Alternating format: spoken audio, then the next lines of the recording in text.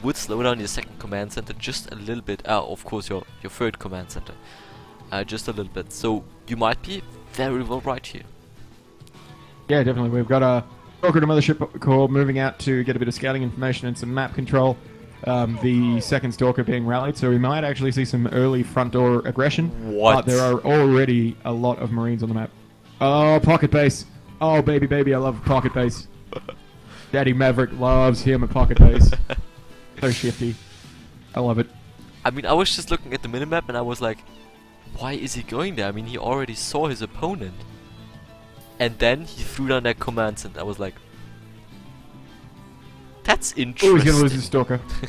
Nearly lost the Stalker outside the natural, who luckily just spotted the Marines in time. But yeah, this is really unfortunate for Daisy here. Third command center going down for a Terran player. He's going to have unchecked mulage and SCVs over in that mineral line. Yeah, that's really not nice. Although after a while, he'll probably get suspicious. He just killed his own Marine. Why would you do that? Oh, that's nasty. Accident. Anyways, Mothership Core is now going to be poking into the main base here. Sees, wait a moment. There is no third command center. What kind of sorcery is this?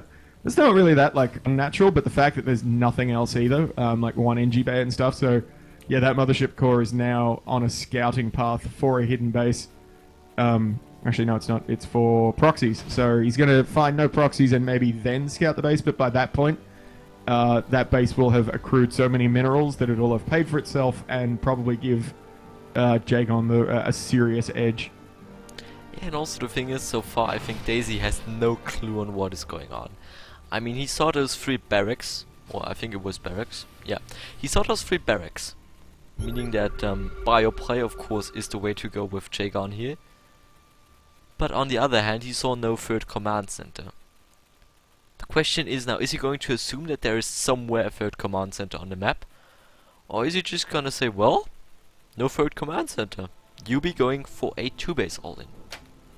I think we're going to see a really heavy Marine push coming up as we see combat shield going down first without stim coming down behind it with weapon upgrades. So I'm thinking that he's going to hit a high Marine count and then just go and rush. And it will be very, very effective as this Protoss player is going for, I think, Zealot Archon with Templar behind it. Yep. And that's a very late timing. That's about 12 to 13 minutes. So yeah, I'm not feeling good for Daisy right now. No, it definitely is not looking good here. And I mean, already, by now that third base of Jagon is up for so long. And, I mean, of course, if we take a look at the income now, the Terran player is ahead, and there will even be more as the game proceeds. And as it looks so far, Daisy is definitely preparing himself for a 2-base all-in, or at least trying to deal with such one. Because so far he has no clue on what is going on. I think he might just very well be panicking, or maybe even try to go for a 2-base all-in himself here. And really weird move here by Jagon to throw down all those mules at the natural. I would have much preferred to throw them down at that pocket base and mine that out as quickly as humanly possible. Yep. So if it does get spotted, you don't have to commit any resources to defending it. But I'm just nitpicking as usual. So we've got an aggressive pylon coming down on the left-hand side of the base, but here comes this bio push. These Stalkers in a lot of trouble. They get away. No stim to catch them because it wasn't researched. I don't know if that was a mistake or maybe he just didn't bother. We do have Blue Flame coming down for our Terran player, so maybe switch into some Hellion drops or just rolling Hellbats into the main force. What do you think? I think he's just gonna go get a couple of Hellbats here to deal with those Zealots. But now he has to be extremely careful because now Daisy is pushing out. With that storm and a lot of Templars with quite some energy, there are a lot of storms there for Daisy. And so far, Jagon has no ghosts and he's now even gonna go for some drops, meaning that his front is completely undefended right now. Yeah, and those units are so far away. This is disastrous here for Daisy. Though this force outside the natural of the Terran player is devastatingly large. While the drop is going to do a lot of damage, taking down a gateway and a pylon and taking out a couple of warpins, probably a couple of High Templar as well. The push at this natural is going to be enormous and probably game winning. There's so much energy on all of those Templars. The SCVs get pulled, but they're about to get stormed and destroyed. That bunker is going to go down very quickly once those SCVs are dead. All these Zealots just wiping through these things, and he's pulling back these medevacs with a few units in it to try to help defend. But another massive Zealot warp in, and he's going to lose this base and probably this game. Absolutely. SCV is trying to repair as best as they can, but it is not going to be enough. The bunkers are going to go down. Now we have the medevacs joining forces that were dropping Daisy's main base, but I think also it is just not going to be enough. But of course now we no longer have any storms, but there are just 3 Archons sitting in that army composition, and I think that's just gonna be enough, because at least Jagon will lose that second command center there. Yeah, well, he's still on 2 bases, so he's probably not too rattled right now, but those Templar are still building up energy. We're going to see a whole bunch more warp-ins very shortly from the Protoss player. He's got so much bank. He should be throwing down more gateways, though he does have enough right now. And probably, like, I would think Stalkers, ranged units, so he could start picking off the bunkers, the supply depots, so he can break up there with the Zealots. His force is so Zealot heavy that he really needs to get a...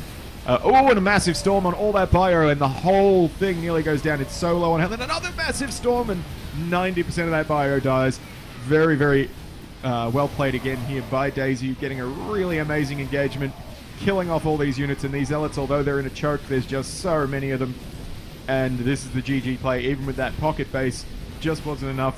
This timing was just so powerful. The SCV's getting pulled and then stormed. Ouch. Those storms were just really game-winning for Daisy there. If they hadn't landed that point precise, I think Jagon would have been able to hold that but with those perfect storms. No way Jagon holding this there. And yeah, that's the power of the storm, isn't it? We saw in a game recently. It's one of my complaints about the Protoss race is that it's so reliant on a couple of units that if you lose 1 or 2 units, you can actually lose the entire game while being ahead in supply. We saw a game at WCS this past weekend where both players were maxed. 4 Templar got sniped, and the Protoss player was forced to GG out because there's nothing he could do after that. It was just so frustrating to watch. Alright, therefore Daisy takes the game with that very well executed 2 base roll in there. Of course, tying up the series now in that first quarterfinal here. 1-1 is the current score. Let's hope that we get an invite for the next map here in a couple of moments. It sure would be awesome as hell.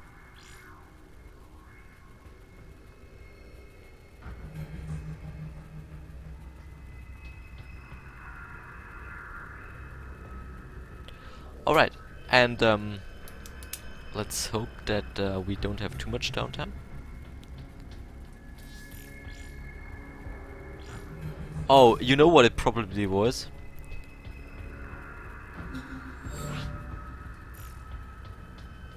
By the way, we have a lobby. You know what it probably was that Daisy was typing to me before? Join quickly now. There we go. Yeah. Maybe. I think he was just typing ASDF or something like that to get the chat refreshed to be able to suggest me to the lobby, and I was just like Korean for ASDF, like just typing something random on the keyboard. Oh, I see. Because he just did the same thing, but this time Best of 3 ace match. Yeah. Sorry, go ahead. No, this time it was just Roman letters, so I could actually read it, which is always good. Yeah, so we're going into an ace match on Neoplanet S, which is, I really think this is the best ace match map. Kind of, as we said earlier, Protoss not favoured on this map, but Protoss have adapted a couple of strategies that are just incredibly powerful. I could see Daisy going that 2 base timing with the Immortals and the 6 gates drop. If he executes it correctly, it's extremely powerful against a greedy Terran, and I think all Terran right now are very greedy. They can go 2 and 3 bases without really losing anything. Anyways, introducing... A lot of lag. Yeah, hopefully it was Daisy. Introducing our players spawning in the top right hand side of Neoplanet S it is going to be the Red Terran player from Roxkiss. It is Jagon. Yeah, and in the bottom left-hand corner, spawning as the blue Protoss player from WWMCZ, which is kind of fun to say once you've said it a few times, is Daisy. Indeed, Daisy just ended up taking the previous map with a pretty powerful 2-base all-in. It was basically a gateway storm timing that we saw there. Definitely caught Jagon by surprise. He was not really able to deal with it properly, even though he had quite considerable force. Yeah, Zealot Archon is incredibly powerful against Terran if you can execute it correctly. Especially because you've gone Archons, you generally have a few Templar, and the splash damage from the Archons, the Zealots taking all that damage, and then the Storms, it's Terran nightmare. It's one of the reasons I don't play Terran, just because I hate Storm so much. I spend 20 minutes macroing up a max army, and then it gets killed in 2 spells. I'm sure every every Terran player in chat can hugely relate. But of course, the Protoss player needs such a thing, because otherwise there would be no way to stop a Terran player. That is obvious. Anyways, we already see Daisy opening, interestingly to say the least. We see one pylon in that far south corner of his main base. Maybe trying to hide something there. Yeah, weird place for it. I'm going to go with probably Twilight Council. Well, let's see. It's actually a really good place now that I think about it, because no one's going to scan there. They usually scan just to the left of that, actually. If they're looking for the hidden tech, or above, between the natural and the main. Yeah, he's definitely going for something fairly aggressive as that pylon begins to kind of create a wall-off in that top ramp there. Which we don't see against Terran too much, but we do have Factory completing the wall-off for Jagon, which is kind of weird. We do see that probe in the top left-hand corner is going to throw down that first stage aggressive pylon as the backup pylon, and then you'll move forward and probably plant one in the third, or maybe closer to the entrance to the natural. Okay, Stargate it shall be for Daisy here, already throwing it down 50% complete so far. On the other hand, we are probably looking at some sort of Widow Mine drops. Both players opening extremely aggressively here on this very map. Not really going for any kinds of fast expands that would be possible. I mean, CC first or one Rex FE. Always a thing for a Terran player. But this time not for Jagon. He is going extremely heavily into Widow Mine production, also in a couple of medevacs. Meaning that he's most likely going to be dropping 4 Marines and 2 Widow Mines, trying to do as much damage as possible. But also Daisy now, with the first Oracle on the way, trying to do as much damage on the other hand. Trying to get off a couple of SCV kills with that laser beam of the Oracle. Which of course, as we saw previously, just deals so much damage. Yeah, it certainly is the great equalizer. It can really give Protoss a massive edge against a greedy Zerg, though Terran. This Terran isn't going full greedy, though. A bit of that first command center is a bit late, but that's basically timed these Widow Mine drops almost perfectly, so this is going to be really devastating. The Robo not even thought of by this point, though the Oracle is out, which is really nice.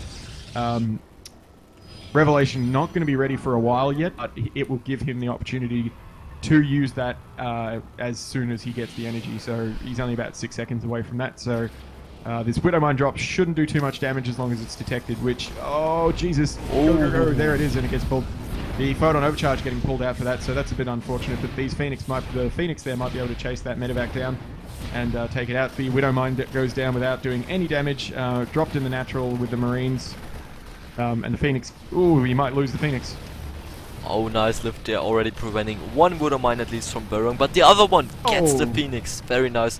Once again, Oracle has to be used here to detect those Widow Mines, because so far there are no other sorts of detection available for the Protoss player here. Also, of course, that medevac is a pretty nice target here for Daisy, and also losing that mothership core is not really too good here. Jagon already dealing a lot of damage with that initial drop there with 6 Marines and a Widow Mine, and there are definitely better ways to start up a game for the Protoss player. I think they're about even. While there was the Mothership Corps did get sniped, he did lose basically all the Marines and a medevac. That's really expensive. I mean, it's almost exactly